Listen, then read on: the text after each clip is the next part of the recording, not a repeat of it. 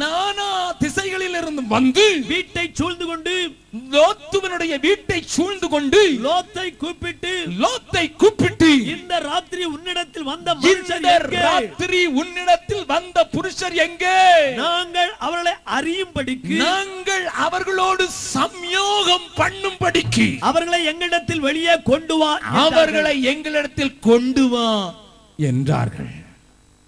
அம்மா, புதுசா 2 பேர் ஊருக்கு வரவிட மாட்டாங்க. அந்த ஊர்க்காரங்க பாவத்தின் உச்ச கட்டத்தை பாருங்கள். 2 பேர் ஆண்கள் வந்தார்கள், பெண்கள் அல்ல, ஆண்கள் வந்தார்கள். ஆண்களை போல இருந்த தூதர்கள் வந்தார்கள், புதிதாக வந்தார்கள், சாயங்காலத்திலே வந்தார்கள், இருட்டும் வேளையிலே வந்தார்கள். அதுக்குள்ள மோப்பம் பிடிச்சிட்டான். பாவிங்க, எவன்டாரா கிடைக்க மாட்டான் என்று அலைறான். அதுவும் ஆண்களை பிடித்து அவர்களோடு நாங்கள் சம்யோகம் பண்ண வேண்டும் என்று ஹோமோசெக்சுவல்ஸ் ஆக, கே என்று சொல்கிறார்களே, அந்த அசிங்கமான பாவத்தை செய்வதற்கு வீட்டை 4 திசைகளில் இருந்து நெருக்குகிறார்கள். கவனியுங்கள், கவனியுங்கள். ஏன் இதை சொல்லுகிறேன் என்பதை நீங்கள் புரிந்து கொள்ளும்படியாக கொஞ்சம் பேசுகிறேன். நீங்களும் நானும் இயேசு கிறிஸ்துவின் 2ஆம் வருகைக்காக காத்திருக்கிறோம். என் தம்பி பாடினது போல கரங்களை வைத்து ஆண்டவருக்கு நன்றி செலுத்தலாமா? ராஜா வருகிறார், ஆயத்தமாவோ. ராஜா வருகிறார், ஆயத்தமாவோ. இயேசு வருகிறார், எதிர்கொண்டு செல்லுவோம். இயேசு வருகிறார், எதிர்கொண்டு செல்லுவோம். பள்ளங்கள் எல்லாம் நிரம்பிட வேண்டும், மலைகள் குன்றுகள் தகர்ந்திட வேண்டும். கோணலானவை நேராகணும், கரடானவை சமமாகணும். எல்லாரும் பாடலாமா? ராஜா வருகிறார், ஆயத்தமாவோ. ராஜா வருகிறார், ஆயத்தமாவோ. இயேசு வருகிறார், எதிர்கொண்டு செல்லுவோம். இயேசு வருகிறார், எதிர்கொண்டு செல்லுவோம். பள்ளங்கள் எல்லாம் நிரம்பிட வேண்டும், மலைகள் குன்றுகள் தகர்ந்திட வேண்டும்.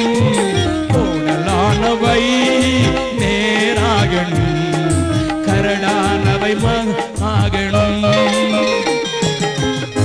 ராஜா வருகிறார் என்கிற எதிர்பார்ப்போடு கூட வாழுகிற தேவ மக்களே, வேதம் சொல்லுகிற ஒரு காரியத்தை நீங்கள் தெளிவாக புரிந்து கொள்ள வேண்டும். திருப்புங்கள் என்னோடு கூட சேர்ந்து 2 தெசலோனிக்கேயர் 2வது அதிகாரத்திற்கு நேராக பவுல் நமக்கு சொல்லுகிற காரியத்தை கொஞ்சம் கவனிக்கலாம். 2 தெசலோனிக்கேயர் 2வது அதிகாரத்தில் பவுல் தெளிவாக ஒரு காரியத்தை நமக்கு சொல்லுகிறார். வாசிக்கலாம்.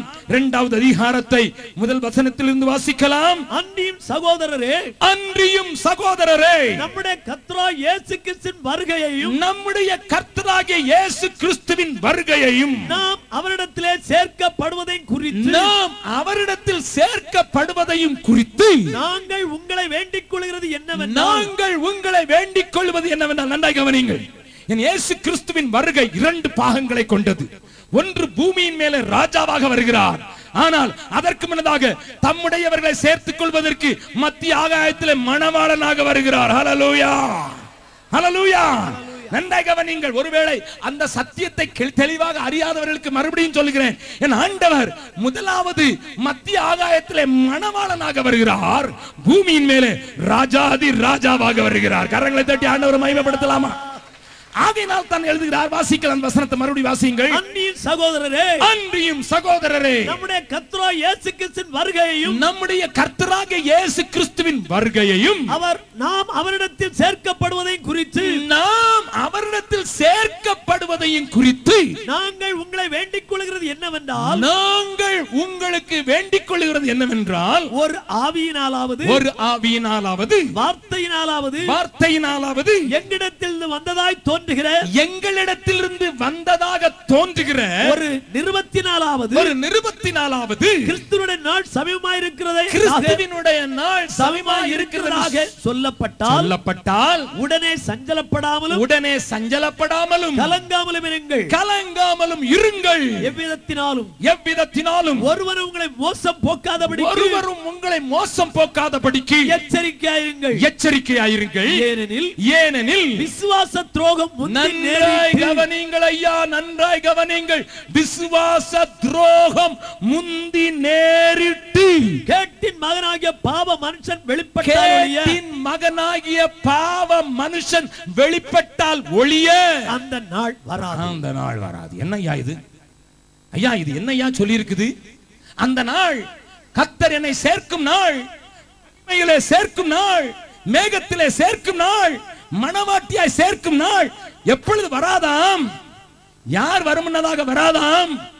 கேட்டின் மகன் வெளிப்பட்டால் ஒழிய அந்த நாள் வராதாம். யாரையா அந்த கேட்டின் மகன்? தொடர்ந்து வாசியுங்கள். அவன் எதிர்த்து நிற்கிறவனாகவும் தேவன் எனப்படுவது எதுவோ ஆராதிக்கப்படுவது எதுவோ அவைகள் எல்லாவற்றுக்கும் மேலாக தன்னை உயர்த்துகிறவனாகவும் தேவனுடைய ஆலயத்தில் தேவனைப் போல உட்கார்ந்து தன்னைத்தான் தேவன் என்று காண்பிக்கிறவனாகவும் இருப்பான். நான் உங்களிடத்தில் இருந்தபோது இவைகளை சொன்னது உங்களுக்கு ஞாபகம் இல்லையா? அவன் தன் காலத்திலே வெளிப்படும்படிக்கு இப்பொழுது அவனை தடை செய்கிறது இன்னதென்று அறிந்திருக்கிறீர்களே. அக்கிரமத்தின் ரகசியம் இங்கதான் நிறுத்த விரும்புகிறேன். அக்கிரமத்தின் ரகசியம் இப்பொழுதே கிரியேட் செய்கிறது. ஓஹோ, something is working. ஐயா, யாரையா எழுப்புதலோடு கூட வாழ்வார்கள்? இந்த அக்கிரமத்தின் ரகசியம் கிரியை செய்கிறத கண்ணால கண்டு உலகத்தை எச்சரிப்பதற்கு எச்சரிப்பு பெற்ற தேவ மனிதன் தன்னை எழுப்புதலோடு கூட காத்துக் கொள்வான். ஹல்லேலூயா. மழை வருகிறது, வெள்ளம் வரப்போகிறது, பூமி அழிய போகிறது என்பதை நோவா விசுவாசத்தினால கண்டான், எச்சரிப்பை பெற்றான் என்று எபிரேயரிலே வாசிக்கிறோம். அவன் தேவ எச்சரிப்பை பெற்று ஹல்லேலூயா தன்னையும் தன் குடும்பத்தையும் காப்பதற்கு பேழையை உண்டாக்கினான் என்று ஆண்டவர் எழுதியிருக்கிறார். கரங்களை தட்டி ஆண்டவர் மகிமைப்படுத்தலாமா? எச்சரிப்பை பெற்ற ஜனமாக இருக்கிற ஜனம் தான் மட்டும் செத்து போறேன் பிழைச்சிட்டா போதும்னு சொல்லுமா? சொல்லுங்க. பாவத்தில் ஜீவிப்பவர் பாதாளத்தில் அழிந்திடுவார், நானோ பரலோகத்தில் நானும் பாடல் பாடுவேன். பாவிகளா நீங்கள் எல்லாம் போய் சேருங்கடா. அந்த பாட்டு எழுதினவர் தப்பா சொல்லல, அவர் என்னை தப்பா நினைச்சிடக்கூடாது. ஆனா சில நேரங்கள் அந்த பாட்டை நாம இப்படித்தான் பாடுறோம். பாவத்தில் ஜீவிப்பவர் பாதாளத்தில் அழிந்திடுவா, நானோ பரலோகத்தில் நானும் பாடல் பாடினேன். அப்படி இல்லைம்மா, அப்படி இல்லையா. நான் எச்சரிப்பை பெற்றார் என் கூட பிறந்தவர்கள், என் தெருவில் இருக்கிறவர்கள், என் தேசம், என் தினத்தார், என் ஜனத்தார், என் சுற்றத்தாருக்கு நான் சொல்லாமல் எப்படி இருக்க முடியும்? எச்சரிப்பை சொல்லாமல் ஒண்ணு எப்பவும் சொல்லிக்கிட்டு தான் இருந்தாங்க, அழிய போகுது அழியாது, நீ நல்லா வாழுன்னு சொல்லி சமாதானமாக பூசுகிறவர்களுக்கு ஐயோ. நல்லா கவனிங்க, ஏன் சொல்றேன் தெரியுமா? நோவா எச்சரிப்பை பற்றி பேழையை உண்டாக்கினான். சோதோம் குமராவின் அழிவை கண்டான் ஆபிரகாம். ஆனா யாருக்கு தெரியாம போச்சுது? உள்ளுக்குள்ள இருக்கிற லோத்துக்கு தெரியல. வந்து சொல்றான், அப்ப அக்னி வரப்போதுனா இவன் தாமதித்துக் கொண்டிருக்கிறான். ஏன்னா இவரு பட்டணவாசி. பக்கத்துல இருக்கவங்க கேளுங்க, பட்டணவாசியா கொஞ்சம் பத்திரமா இருங்க ஐயா. கிராமத்து வாசிக்கு சொன்னா அவன் சுதாரிச்சிருவான். அழிய போதுன்னா உடனே எல்லாத்தையும் பொட்டி பொடிகளாம் எடுத்து சரியாகிடுவான். பட்டணத்து வாசி ஆடே வந்த பகலாம். சென்ன மாநகரம் பெரிய மாநகரமாய் பூந்தமல்லி வந்துட்டு உள்ள இல்லையா? இல்லையா? வரலையா? கொஞ்சம் பாக்கி இருக்கோ. அக்கிரமத்தின் ரகசியம் இப்பொழுதே கிரியை செய்கிறது. ஹல்லேலூயா. நல்லா கவனிங்க, நல்லா கவனிங்க. பட்டணத்து வாசிகளுக்கு தான் ஒண்ணு வழங்க போறதில்ல. வெளியே வனாந்திரத்துல கூடாரம் போட்டிருந்தானே ஆபிரகாம், அவனுக்கு தெரிஞ்சிட்டு கையை நீட்டிக்கிட்டு நிக்கிறான். ஆண்டவரே, 50 பேர் இருந்தா அழிப்பீங்களா? 45 இருந்தா அழிப்பீங்களா?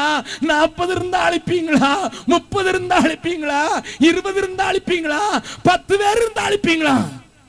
நிறுத்திட்டான். ஏன்னா அவன் நினைச்சான், லோத்து அவனும் அவனுடைய மனைவியும் அவனுடைய 2 பொம்பளை பிள்ளைங்களும் விசுவாசிகளா போனாங்க. 4 பேரு கல்யாணத்துக்கு வயசாயிருக்கும். அதனால விசுவாசமான குடும்பமா பார்த்து, விசுவாசம் உள்ள பையனா பார்த்து, அந்த குடும்பத்துல 2 பிள்ளையும் கல்யாணம் கட்டி வச்சிருப்பான். அந்த பிள்ளைங்க 2 பேரும் சேர்ந்து 6, அவங்க அப்பா அம்மா சேர்ந்து 10 பேர். ஆனா எப்படியாவது 10 பேர் தேருவாங்கன்னு சொல்லி தான் 10ல நிறுத்திட்டான். ஆனா அந்த லோத்து சொத்து மாடனா இருப்பான்ட்டு அவனுக்கு தெரியல. இவன் போனமே, அவனுக்கு எச்சரிப்பும் கிடையாது. வீட்டுக்கு வந்து கதவை தட்டி சொல்றான், எப்பா கக்கினி வரப்போகுதுன்னா, அப்படின்னா கொஞ்சம் நேரம் கழிச்சு வரட்டும். அடே, கையை பிடிச்சி கரகரன்னு வெளியே விடலன்னா அன்னைக்கு அவுட்டு. எப்படியோ பாவம் வெளியே கொண்டு, நீதிமான் தான், நீதி உள்ள விதயத்தில் வாதிக்கப்பட்டவன் தான். ஆனா ஒரு பயலுக்காவது அவன் சுவிசேஷம் சொன்னதில்லை, ஒருத்தனுக்காவது எச்சரிப்பு சொன்னதில்லை. கடைசி நேரத்தில் போய், மருமக்கள் பாரு நீங்க வாங்க நம்ம ஊர்ல அக்கனா, அவரு உடனே மாமா என்ன டிராமா நடிக்கிறீர் அப்படின்ட்டான். அல்லேலூயா. நீ இன்னைக்கு சொல்லாம நாளைக்கு கர்த்தர் வரும்போது எக்காலம் ஊதும்போது இயேசு வர்றாருன்னு சொன்னீன்னா, என்ன மாமா டிராமா நடிக்கிறீரான்னு கேட்டுருவான். அதனால இப்பமே சொல்லிரு, இப்பமே சொல்லிரு. நல்லா கவனிங்க, நல்லா கவனிங்க, நல்லா கவனிங்க. அன்றைக்கு ஆபிரகாம் எச்சரிப்பை பெற்றான், கரங்களை உயர்த்தி தேவனுக்கு முன்பாக நிற்கிறான். இன்றைக்கு அதனால்தான் இன்றைக்கு நடக்கிற காரியத்தை நீங்கள் அறிய வேண்டும் என்று சொல்கிறேன். இயேசு வரப்போகிறார் என்று எதிர்பார்ப்போடு கூட வாழ்கிறோம். உலகத்தின் காரியங்கள் அப்படித்தான் நடக்கிறது. பாலஸ்தீனாவிலே நடக்கிற காரியங்கள் அப்படித்தான் சொல்கிறது. இஸ்ரவேலுக்கு நடக்கிற காரியங்கள் அப்படித்தான் சொல்கிறது. ஈராக்குக்கு நடக்கிற காரியங்கள் அப்படித்தான் சொல்கிறது. பாபிலோனிலே நடக்கிற காரியங்கள் அப்படித்தான் சொல்கிறது. ஒன்று, எல்லாவற்றையும் சொல்வதற்கு எனக்கு நேரம் இல்லை. ஒன்று, அந்தி கிறிஸ்து வெளிப்பட்டால் ஒழிய அந்த நாள் வராது. அந்தி கிறிஸ்து வெளிப்பட்டால் ஒழிய, வெளிப்படுற நேரத்துல நம்ம மேல போயிடும். ஹல்லேலூயா, ஹல்லேலூயா, ஹல்லேலூயா. அப்ப அந்தி கிறிஸ்து வெளிப்படுகிறதுக்கு இந்த அக்கிரமத்தின் ரகசியம் கிரியேட் செய்யுதுன்னு சொல்றாரு. அது என்னையா அக்கிரமத்தின் ரகசியம்? அக்கிரமத்துக்கு ஒரு ரகசியம் வரையா? நீங்க கேட்கறதுக்கு நான் ஒரே ஒரு பதில் சொல்றேன். 7 பதில எனக்கு சொல்ல முடியும், நேரம் இல்லை. ஒரு பதில் சொல்றேன். நான் நம்புகிறேன் அந்த வரப்போகிற அந்தி கிறிஸ்து நிச்சயமாக ஒரு யூதனாக இருப்பான் என்று. எப்படி என்று கேட்பீர்கள். ஏனென்றால் அந்த யூதனோடு தான் யூதர்கள் உடன்படிக்கை பண்ணுவார்கள். அவன் உடன்படிக்கையை இடையிலே முறிப்பான் என்று தானியேல் புஸ்தகத்தில் எழுதப்பட்டிருக்கிறபடினாலே அவன் நிச்சயமாக வரப்போகிற அந்தி கிறிஸ்து ஒரு யூதனாகத்தான் இருப்பான். ஹல்லேலூயா. என்னுடைய வெளிப்பாடுகளை கொஞ்சம் சொல்லிடுறேன். நான் சொல்ல வந்த காரியத்தை சொல்றதுக்காக கொஞ்சம் முன்னுரையான கலாச்சார காரியங்களை சொல்கிறேன். அவன் எனக்கு கொடுக்கப்பட்ட வெளிச்சத்தின்படி தான் கோத்திரத்தில் இருந்துதான் வருவான் என்று நான் நம்புகிறேன். ஹலோ, என்னையா எப்படி சொல்றீங்கய்யா? திருப்பங்கய்யா. ஆதியாகமம் 49 அதிகாரத்துல யாக்கோபு என்கிற ஒரு தீர்க்கதரிசி இருந்தா, உங்களுக்கு தெரியுமோ இல்லையோ, அந்த தீர்க்கதரிசி சொல்றான். பார்க்கலாம். ஆதியாகமம் 49வது அதிகாரம். வேகமாக திருப்புங்கள், நேரம் இல்லை. ஆதியாகமம் 49வது அதிகாரத்தில் அங்க சொல்லப்பட்டிருக்கிற காரியத்தை கொஞ்சம் வாசிக்கலாம். முதலாவது வசனத்தை வாசிக்கலாம். யாக்கோபு தன் குமாரரை அழைத்து நீங்கள் கூடி வாருங்கள், நீங்கள் கூடி வாருங்கள், கடைசி நாட்களில் உங்களுக்கு நேரிடும் காரியங்களை அறிவிப்பேன். நன்றாய் கவனியுங்கள். யாக்கோபு தன்னுடைய பிள்ளைகளை அழைத்து சொன்ன காரியம் என்ன? எந்த நாட்களில் நடக்க போகிறவைகள்? உங்க பைபிள்ல எப்படி எழுதியிருக்கு? எல்லாரும் சொல்லுங்க பார்க்கலாம். கடைசி நாட்களில் நடக்க போற. வர்ற நாட்கள் சொல்லவே இல்லை, கடைசி நாட்கள் நடக்க போகுது. அப்படி 12 பிள்ளைகளுக்கு சொல்லும் போது தான் என்கிற தன்னுடைய குமாரனை பார்த்து அவன் சொன்ன காரியத்தை பார்க்கலாம். 16வது வசனத்தையும் 17வது 18வது வசனத்தையும் வாசிக்கலாம். தான் இஸ்ரவேல் கோத்திரங்களில் ஒரு கோத்திரமாகி தன் ஜனத்தை நியாயம் விசாரிப்பான். தான் குதிரையின் மேல் ஏறி இருக்கிறவன் மல்லாந்து விழும்படியாய் அதன் குதிகாலை கடிக்கிறதற்கு வழியில் கிடக்கிற சர்ப்பத்தை போலவும் பாதையில் இருக்கிற விரியனை போலவும் இருப்பான். கர்த்தாவே, நல்லா கவனிங்க. யாக்கோபு 12 குமாரரையும் ஆசீர்வதிக்கும் போது தன்னுடைய ரட்சிப்புக்காக ஜெபித்த ஜெபம் இந்த ஒரு இடத்தில் மாத்திரம் வருகிறது. கர்த்தாவே, உம்முடைய ரட்சிப்புக்கு காத்திருக்கு. நம்முடைய ரட்சிப்பு எப்ப தெரியுமா நிறைவேறும்? பாவத்திலிருந்து விடுதலை ஆயிட்டோம். பாவத்தின் வல்லமையிலிருந்து ஒவ்வொரு நாளும் பரிசுத்தாவின் வல்லமையினால் விடுதலை ஆகிக் கொண்டே